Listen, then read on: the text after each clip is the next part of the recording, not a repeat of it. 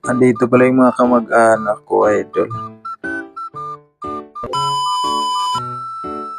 Yo, what's up mga idol? So ayan mga idol, bigla nga kami napabiyahe papuntang Kebyang Tunnel. Pagkadating nga namin dito idol, grabe sobrang lamig ng hangin at sobrang presko dito idol. At dito nga idol, nadaanan din namin papuntang Puerto Asol.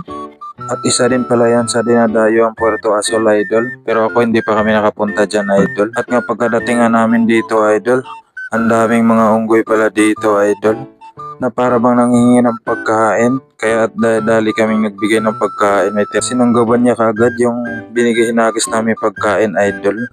At dito nga idol may nakasabay rin kaming turista. So nagbigay rin sila ng pagkain dun sa kabila idol. Dito nga idol parang galit na yung mga munggoy.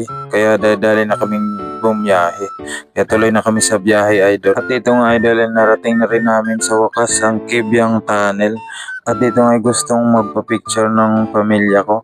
Kaya sabi ko mamaya na lang pagbalik dahil meron pa kami pupuntahan dun sa likod. At kaya pumasok na kami idol dito sa loob ng tunnel.